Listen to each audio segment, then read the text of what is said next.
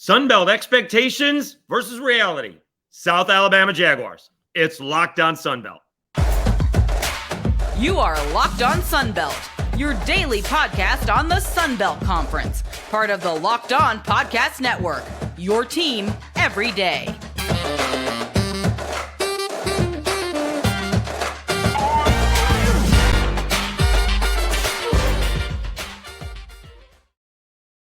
Welcome back to another edition of Locked On Sunbelt, your team every day. Today's episode brought to you by LinkedIn. These days, every new potential hire can feel like a high-stakes wager for your small business. That's why LinkedIn Jobs helps find the right people for your team faster and for free. Post your job for free at linkedin.com/LockedOnCollege. Terms and conditions apply. Dave Schultz, Locked On Sunbelt, your team every day. We're doing our expectations versus reality. And it is time for the South Alabama Jaguars. Not a surprise that the two teams went first. Louisiana Raging Cajuns and South Alabama are the two that I know the best. This could be one of those seasons for South Alabama. They are bringing, as we've mentioned, all offseason, 18 out of the 22 starters back from the bowl game. Now, the bowl game didn't go very well against Western Kentucky. Austin Reed and Western Kentucky carved up the South Alabama defense pretty good, but that doesn't mean anything, to be honest with you. All these guys are coming back, and you're getting Keith Gallmon back, and you get a linebacker back that's actually moving to – Wilfawn is moving to the outside. He's going to edge rush. So you're basically losing a center. You're losing a defensive defensive back, and you're losing a wide receiver. Craig Stevenson from AL.com and 99.5 in Mobile says – he's the beat writer for South Alabama. He thinks James Jackson, the center, is the biggest loss. You do have a Memphis wide receiver trying to replace Jalen Wayne. And who knows? We need to go through it a little bit closer on who is replacing Darrell Luter Jr. That's going to be a tough replacement because if you're getting, the best receiver, once in a while you are going to get burned. But those are the three guys. That's the three positions that are open. The right guard is moving over to center. At least he's getting the first shot. And so you got the right guard position, you got a corner position, and you got a Jalen Wayne's position.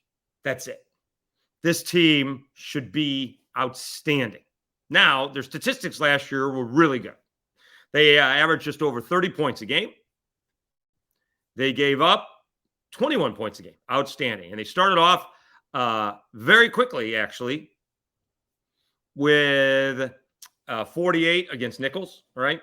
38 on the road against Central. 31 in a game against UCLA, in which they should have won, right? Then 38 against La Tech. Now, they didn't play particularly well against the Cajuns in Lafayette, but I'm a big believer any win on the road is a good win, especially one that you were behind in, although you did have to, it was a kind of come-from-ahead victory after the Cajuns tied things up at 17. But they have to be more consistently explosive. They struggled offensively against the Cajuns. Should be noted they had a tight end that collapsed and had to be taken away during the game. He ends up being okay, but obviously that can affect, teenagers playing a football game. Monroe, they didn't play very well defensively, oddly enough. They put up 41 points. That's pretty good. They had a really tough time with Chandler Rogers and Howell. Tyrone Howell had a huge day, 9 catches, 244 yards. They could not stop him, and 3 touchdowns. The difference in the game was a 17-0 third quarter. That was basically your ball game in that one. But overall, they need to be more consistently explosive. They fell behind. Let me get back to where I was. They fell behind the Cajuns.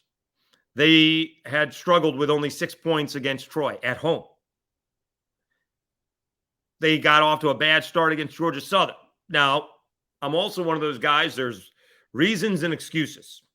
If your quarterback goes down and you're using the backup, most coaches will say that's an excuse. I say that's a reason. Louisiana, or I should say South Alabama, I think had at least a dozen guys, if not more, sick that week, including safety Yam Banks, who flew in the day of the game to play. Took a little bit for them to get going. Unfortunately, Carter Bradley throws a pick six on the first play of the game, and it was 7-0 before you could blink. And they eventually came around. Ladanian Webb ends up rushing for 247 yards because they couldn't stop at the end of the ball. Texas State, they played well. Southern Miss, they struggled. Southern Miss did a heck of a job knocking Bradley around. Desmond Trotter had to come in and got the Jaguars a field goal at the end of the half, which was pretty good. Been sitting on the sidelines all first half, and it was a dreary, rainy day, and Desmond Trotter did a good job in that situation. And then I don't know if they were looking ahead or not. They didn't play particularly well against Old Dominion. You got to give Old Dominion a lot of credit. Nate Selivari, the offensive lineman, I think with the Saints now, right? He didn't play. He had food poisoning. And so Old Dominion put up a good battle. But they need to be a little bit more consistently explosive. All right. And so you look at some of these numbers, and it doesn't really tell the story, right? Bradley, 178 yards against Louisiana Tech. I think Louisiana Tech kept on turning the ball over. Right. Bradley, 179 yards against Arkansas State, but Webb had 162 yards. That was not a ball game. All right. Georgia Southern, Bradley, 193 yards, Webb, 247. Again, they got a lead. They couldn't stop it. All right. And so they need to be a little bit more consistently explosive. Again, if they go more than 3 possessions, and we told this to Kane Womack on an earlier edition of Lockdown Sunbelt, you can't go more than 3 possessions without scoring. That's a lot if you go more than 3 possessions, to be honest with you, right? I mean, do you get 10 in a game? If you get 10 in a game, that's a lot. They shouldn't be going more than 3 without scoring. Then it's either penalties or a sack or a turnover, whatever the case may be. But that's where they need to be. More consistently explosive because, and we'll get into it after the break, the schedule is setting up. Again, it is setting up to be one of those seasons. The thing is, you have the expectations and then you have reality. And so we'll get into that because I think South Alabama can be really good. The thing is, their 4 toughest games are all on the road. That is not going to be easy by any stretch of the imagination. But maybe if we'll get into it a little bit later. They just need to be more explosive, more consistently explosive. All right. It can't be 30 points or 28 points or 27 points. They need to be putting up like 42 or 45 points. Their defense should be really good. They're bringing a bunch of guys back. We said that. They may have too many safeties, and they may have issues on the corners. So we'll see that. That may be the one spot where they are deficient in the corners. But the one thing that Kane Womack was saying last year and in the offseason, the one place they want to improve on is, rushing the quarterback. So if they improve on that spot, on doing that, that'll help out the corners, obviously. All right. So we'll get into the schedule here and the expectations versus reality when we come back with more Lockdown Sunbelt, your team every day. Let me tell you something about LinkedIn Jobs. These days, every new potential hire can feel like a high-stakes wager for your small business. You want to be 100% certain they have access to the best qualified candidates available. That's why you have to check out LinkedIn Jobs. LinkedIn Jobs helps you find the right people for your team faster and for free. Add your job in the purple hashtag hiring frame to your LinkedIn profile to spread the word that you're hiring. Simple tools like screening questions make it easy to focus on candidates with just the right skills and experience so you can quickly prioritize who you'd like to interview and hire. LinkedIn Jobs helps you find the qualified candidates you want to talk to faster. Post your job for free at linkedin.com/LockedOnCollege. That's linkedin.com/LockedOnCollege to post your job for free. Terms and conditions apply. All right, Dave Schultz, Lockdown Sunbelt, your team every day. So the expectations is that South Alabama, they could have one of those Cajun seasons. It could have a UCF season. It could have a Cincinnati season. I think maybe getting to the playoff, maybe a little bit stretching it, but maybe not. What happens if they do go undefeated? Crazier things have happened. I just think they have a shot. My goal for South Alabama this year would be in a New Year's Six table. All right. And so Again, their toughest ball games. We went over the schedule from last year and how they did.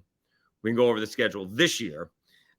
Because, again, all their toughest ball games are on the road. At Tulane, September 2nd. At Oklahoma State, September 16th. At James Madison, September 30th. And at Troy, November 2nd. Their toughest game at home is probably going to be Marshall, maybe the Cajuns. They get Southeast Louisiana at home. That's their home opener. Central Michigan with a return trip. Southern Miss comes in. The Cajuns, Arkansas State, and Marshall. They do end up with a tricky ball game, a little bit of a tricky ball game at Texas State Thanksgiving week, Saturday, November 25th. It's only tricky because, you presume that whatever G.J. Kinney's doing in San Marcos is going to be a whole lot better and organized November 25th than it would be September 2nd. So a little bit of a tricky game post-Thanksgiving, but we'll just consider that a win. They'll be favored in that ball game, I would think. But here's the expectations versus reality. Anything less than 10 wins, and it's a disappointing season. I'm still trying to figure out the over-under 7.5. Someone's looking at something, and I don't get it. Here's what they're looking at. They're looking at these 4 road games. At Tulane. That's a 7-point spread. I don't think Tulane's that much better than South Alabama. We'll see. They have their quarterback back, Michael Pratt, but they're replacing Tajay Spears in the run game, and we'll see how that goes. And again, we've talked about this all offseason. Can you have a trap game as your season opener with it's not only playing Ole Miss, but you're playing Ole Miss in Holman? That's the thing. Ole Miss is coming to New Orleans. That's a big deal. Then you're at Oklahoma State after Southeastern. It's going to be really, that's not going to be easy. Now, they've lost a whole bunch of guys to the transfer portal. They're turning their whole new offense. And, Mike Gundy's a pretty good coach. And so we'll see how quickly Oklahoma State is organized. Central Michigan's at home. James Madison, they have a quarterback battle going on, but they're going to have a month to get that settled. Monroe should be a win at Monroe. That's always a difficult place to play. We'll see if they get some fans in the stands. That's why it's a difficult place to play, is because there's not a whole lot of excitement up there. We'll see if they can get some early season wins to bring the fans out. You get Southern Miss at home. That should be a big ball game. Already slated for the Deuce. That's on a Tuesday night. You get the Cajuns at home. Then you're at Troy. That's going to be for the division. All right. And you get Arkansas State and Marshall at home, and then you're at Texas State. So, again, the 4 toughest ball games at Tulane, at Oklahoma State, at JMU, at Troy. Are they going to win all of those games on the road? Would they win all those games if they were at home? So my expectations are anything less than 10 wins is going to be disappointing, but you're going to have to win 2 of those ball games to get to 10 wins. At least. So that's where, again, the reality kind of sets in. I mean, if they win all 4 of those ball games, they have a very good chance to go undefeated, and they'll play in a New Year's Day ball game. Will they get into the playoff? Honestly, probably not. I'm not even sure. I mean, that would be super exciting, obviously, if South Alabama's in the playoffs. Let's not kid ourselves, but it might be. Depending on, it may be an ugly ball game at that point in time. Who knows? Or maybe South Alabama is that good. But the idea is for them to play in a New Year's Day Bowl because they have that kind of team. And if you're asking me what happens, hopefully they split between Tulane and Oklahoma State. Maybe they win both those ball games. And if you win a couple of them early on and you get some momentum and you start believing, it can snowball. As much as it can snowball the other way, as we've seen that happen with teams before. But you go down, you take care of Tulane. Not going to be easy. I think it's going to be a close ball game. I don't like the 7-point spread. In fact, I'll probably take South Alabama in that ball game for the spread and maybe even the money line. They go down and take care of Tulane. Don't get cocky against Southeastern, and then see what you can do against Oklahoma State. You're not going to sneak up on Oklahoma State if you beat Tulane. But as we mentioned again all offseason, if South Alabama starts 3-0, they're going to be in the top 20. And then everyone starts playing everybody else in the top 20. Big 10, Big 12, Pac-12, ACC. They all start playing each other. Someone's going to lose. South Alabama just moves up because they keep on winning. 3-0 turns into 5-0, turns into 8-0, turns into 10-0, right? And then Troy's sitting there looking to tame the monster and, win the division again. So we'll see how that goes. But again, the expectations versus reality. Expectations are really high, but then you have 4 games that you got to win, and you got to beat them on the road. Reality sets in that's probably to win those 4 games on the road is going to be really impressive if you can do that. All right, let's take one more timeout. When we come back, we will wrap up Locked On Sunbelt, expectations versus reality for South Alabama. On Locked On Sunbelt, your team every day. All right, thanks again so much. We're up to 475 subscriptions when I recorded this on Sunday. That is, I think what I saw my count was 130 over the last 28 days.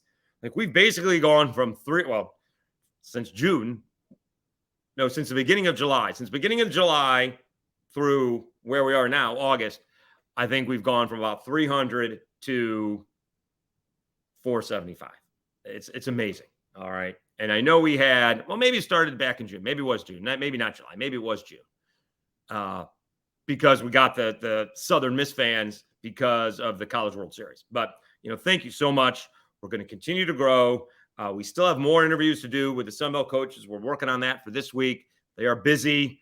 I tried to get them all in before they got too busy, but I don't think that happened. But thanks again.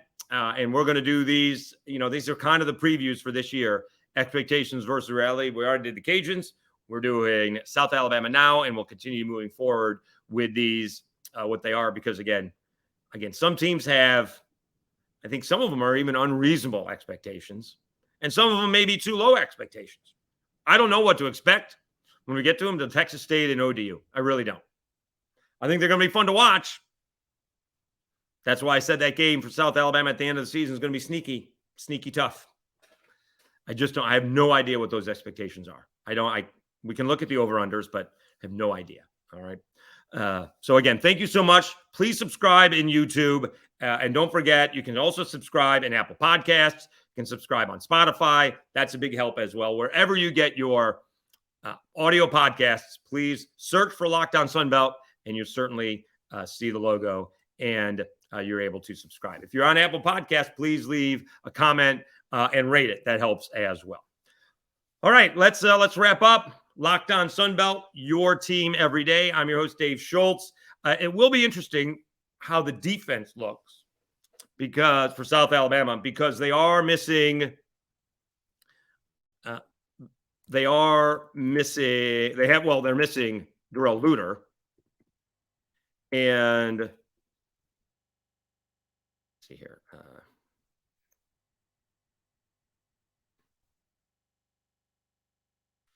And they're moving along.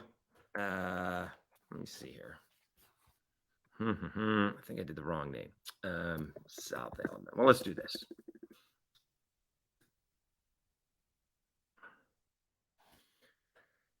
So they are trying to do they have to fill the corner spot, and they are moving one of the linebackers that are coming back and moving him. Maybe it's Wilfawn. Let's see what we got here. Defense. Quinton Wilfawn. There you go. I say Wilfawn. It's Wilfawn. Quinton Wilfawn. He's moving to the edge. All right. And you just have a lot. There's not a whole lot of young guys on this team. Defensive end, Jamie Sheriff, senior. Macavius Thomas, redshirt junior. Charles Coleman III, redshirt senior. Quinton Wilfawn, redshirt senior. James Miller, redshirt senior. Trey Kaiser, senior. Marquise Robinson, junior. Keith Gallmon, redshirt senior. Jaden Voisin, redshirt junior. You do have Ricky Fletcher as the other possible corner. He's a sophomore. Yan Banks is a junior. Those are the two youngest guys on the defense. Everybody else has played at least 4 years of college football. Some are more than that.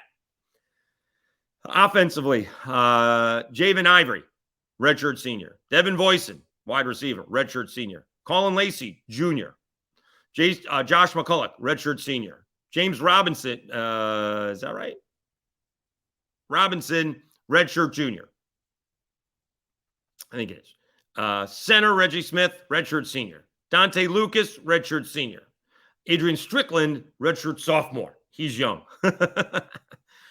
Lincoln Sefcik, tight end, redshirt senior. Brandon Crum, another tight end, senior. Bradley Carter, redshirt senior. LaDanian Webb, senior. There are very few. In fact, didn't I read 2 underclassmen? You got 2 sophomores and 2 juniors on here. It's a lot of experience. And even some of the backups are upperclassmen.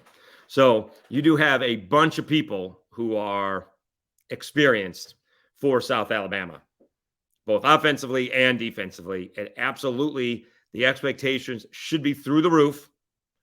Doesn't mean you can chalk up any of these wins. Don't get cocky against Southeastern, especially if you beat Tulane.